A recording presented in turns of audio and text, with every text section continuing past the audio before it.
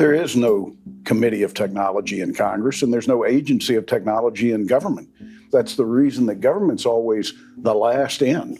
They're the last to exercise technology because it's really more of a historical architecture that exists. But now we're seeing things speed up. The challenge is out there to companies across the globe as to how they're going to react to this new opportunity.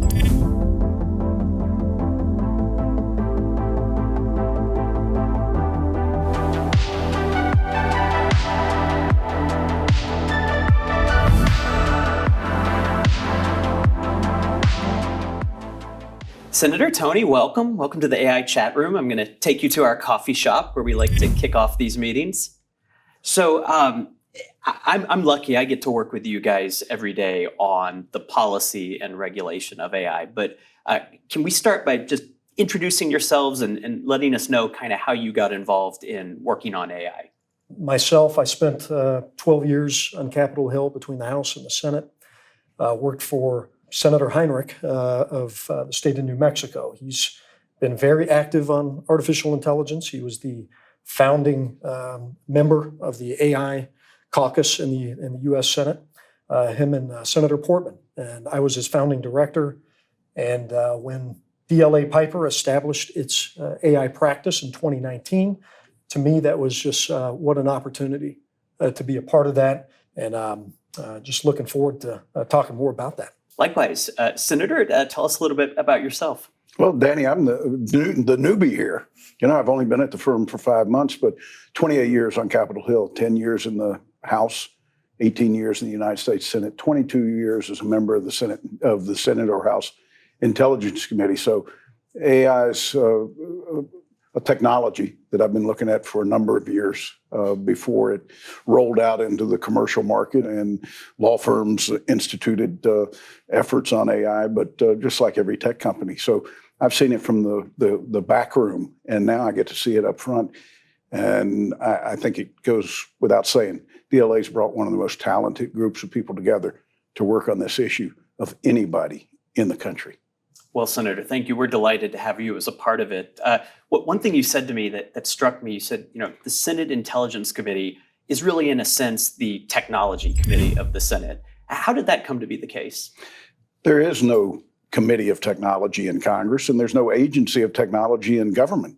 That's the reason that government's always the last in. They're the last to exercise technology because it's really more of a historical architecture that exists. But now we're seeing things speed up. The challenge is out there to companies across the globe as to how they're going to react to this new opportunity. AI is one of the fastest developing technologies I think that we've ever seen. And Congress, appropriately, is a deliberative body, takes its time to regulate, get things right. How can you do that when the technology is changing so fast under their feet? Well, the answer is you can't. The answer is that we're always going to be behind. But you've got to understand that when our founders created the House and the Senate, their perception was these would be visionary bodies. And I think most would agree that it's become a crisis management institution now. And we've got to get it back in that visionary mode. What role should our clients be playing in the legislative process? How can they move this in the right direction? This is the opportunity for them to be experts in their given technology space. They have an opportunity to start being part of the process and meeting with congressional offices, with senators, with House representatives to try and make them more aware of the types of impact that technology is happening and why members of Congress should care. Because as AI is so vast and is so comprehensive, identifying where real risk is and where real misuse of the technology is, that's where regulation would make sense and where it wouldn't make sense. The cadence of congressional hearings on AI is unlike anything we've ever seen, and we're helping those companies be prepared, whether it's the testimony, the questions, and just presenting well and helping each kind of policymaker have a more informed hearing. So, Senator, what role should the government play in regulating AI? It's really going to be up to members of Congress to determine exactly what size bite they're going to take. I believe it's going to be smaller than many wish, but it's their tendency to stay in a safe zone. As we sit here also, we have the realization of knowing that there's an election next year. And how's that going to impact things? We may not know the outcome of the general election, but whatever they say on the stump is going to begin to set the table potentially for what happens in January 2025. Now, all of a sudden, we see the window that businesses have to influence what that table setting looks like in January 25, because by then, this is developed to a degree where Congress will be willing and a new administration will be willing to make a big bite. And it's really going to set the stage. And on the election front, I think one area we will really see AI play a role is within the deep fake arena. We've seen audio manipulation, we've seen video manipulation, and when you talk about a campaign, that is going to be a kind of a wake-up call. And I think you'll see members of Congress, they already anticipate this coming, but there will be an impetus to take some sort of action on that piece. So, Senator, what, if anything, can Congress do about deepfakes and disinformation? Well, Congress can pass legislation, they can outlaw it, and it's going to happen. And you're still going to have a candidate out there and maybe government out there saying, believe us, this is fake, don't listen to it. So there's a participation component by the American people on this. Tony, I know you've been helping some of our security-minded clients work with deepfake detection and things like that. What can you tell us about that, and what is Congress thinking? We know deepfakes exist, and they're only getting more prevalent. And as that happens, there needs to be technology that can also detect it. It can be mandating certain types of watermarking. The White House just kind of did a voluntary commitment along those lines. These are the kind of elements that might eventually get bipartisan support. But I completely agree, some of the more significant regulatory action, that'll take time and a lot of compromise. And we don't see a whole lot of that. Yeah, even though we can't provide you certainty on what the legislative pathway is, we can provide you certainty on this, that by the time Congress loops back at this again, the industry will have changed drastically. So what do you tell clients that are trying to innovate in this period of regulatory uncertainty? Governance is a really, really important thing, to look at what their business is, what they'd like to accomplish with AI, stay away from the areas that everybody would agree would be dangerous to venture into, make sure that your access to the data is your data, not somebody else's data, unless you've got the right to be in it, because AI eventually is about data. And the quality of the data going in will determine the quality of the AI product coming out. I promise we're going to get to the good news about AI, but first let's do the bad news. I want to summon a dystopia for you. Here we are. What worries you about AI most? You know, you're asking a guy 22 years in the intelligence community. I've had things that worried me and kept me up at night. And the answer is the same. What I don't know.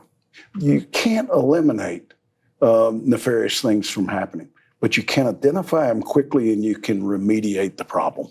There are concerns that are the dystopian type of outlook that folks are just trying to wrap their heads around. And unless we start getting the red flags under control, we don't know exactly what's to come. And who's empowered to define what the red flag was? I'm not a proponent of a new agency. I think new agencies they can grow into something that doesn't resemble what they were intended to do. But that's not to say there can't be somebody that's anointed as the AI authority. But that's the same as every major piece of legislation that you'd like to get through. It's not going to happen next year. It's probably not going to happen this year. I know you both advise a number of defense industry clients. What are you hearing from them about what they need from the government to make sure we keep our advantage in AI? I think it's probably across the board. Don't overregulate. Allow us to innovate to the degree that we can produce things that are beneficial. The Pentagon's really started to prioritize getting its data house in order and starting to find ways in which it can use AI to accelerate and help make informed decisions at greater speed and scale. And the Defense Department is at a much greater level of determining how AI can be used against them and against us.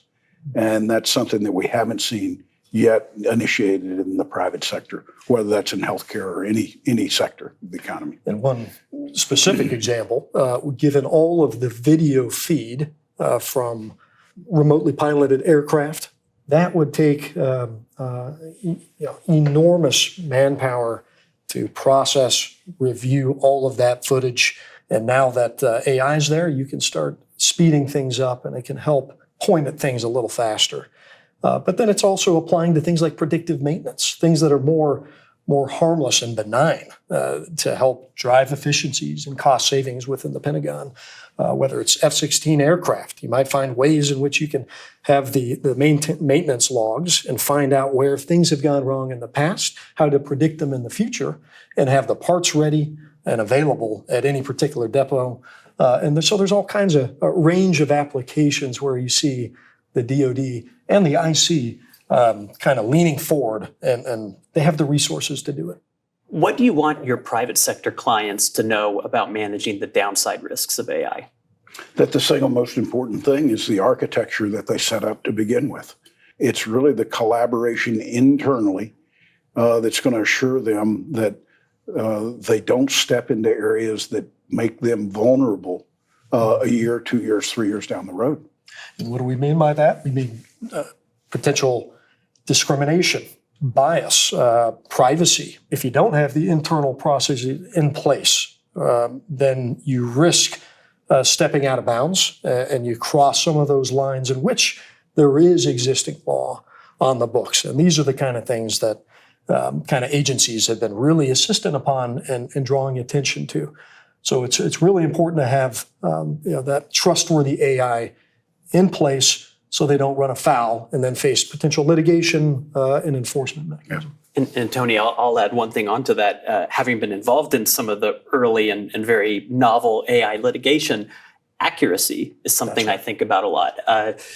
We're going to go through the IP litigation, that'll get settled. We're going to go through privacy, that'll get settled. But reliance, more and more, we're going to be depending on the outputs of AI for every choice we make in life. And getting that accuracy right, I think we're going to see a wave of product liability action. Absolutely. And the importance of the data that they use, that accuracy is so contingent upon the reliability of the data. And having that part of their house in order is going to be very important to that. Let's transition to, what are you most excited about when it comes to the future of AI? Optimizing so many functions that require so much labor-intensive work. That is where you're really going to see some efficiencies and ultimately helping the economy work faster, enabling creativity amongst individuals and businesses, and enabling teachers in the classroom to teach things different ways that they hadn't even thought of, enabling our national security to be stronger and to have better systems in place to identify threats and protect against them. There's a lot of positives that can come from the technology, but it's just so important that we get it right. And we're seeing some of those initial steps being taken so we can get there. It's the impact on the American people. It's a positive impact. Education is a challenge in every community across the country. And AI gives us the ability to really bring the best to all. And I think when we can go into a field where we're leading and we can grow people leading in that industry, it's a tremendous advantage to the United States. Senator, closing thoughts? AI offers an unlimited opportunity. Unlimited opportunities don't come without downsides. But managing downsides is something that every business in the world does. Seldom are you offered the opportunity of unlimited upside. So my hope is that we can begin to affect and influence my former colleagues on Capitol Hill to really venture out and create an architecture that provides the guardrails that companies need to make investments, to move forward in the space, so that we can truly understand just how impactful this is going to be to the lives of the American people. But to also be conscious of the fact that you can overregulate. At the end of the day, it's the American people that are the beneficiaries of what we're doing. And I'm sure that our critics will say, no, it's the corporations that are going to make a tremendous amount of money. We've always rewarded innovators in the United States, always. But there's never been a product that I think had a direct impact on the lives of the American people as positively as AI presents today. So my hope is that they will be rational as they look at exactly how to set up an architecture with guardrails. Tony, how about you? So I'm going to throw one stat at you guys. Take, for example, the amount of time it took to reach 1 million subscribers. Netflix took 41 months. Facebook took 10 months. And Instagram took 2.5 months. OpenAI, ChatGPT, 5 days. No technology has made a faster, more rapid change on this planet than generative AI. And so what does that mean? So many concerns, so much opportunity. And that's what's prompting this urgency amongst policymakers to try to do something. And right now, we're in a position where we're helping many of these business partners, these organizations navigate Washington, D.C. to find out where those opportunities are. And we're in a real position where legislation and a regulatory framework might start taking shape. That might not be this Congress, but there's an opportunity. And it's better to be involved now than to be left behind and not shaping this, or having the internal processes that you need to have in place at any one given business, because you can find yourselves in some hot water if you don't have the right structures in place. And that's where those impact assessments and things that our team offers.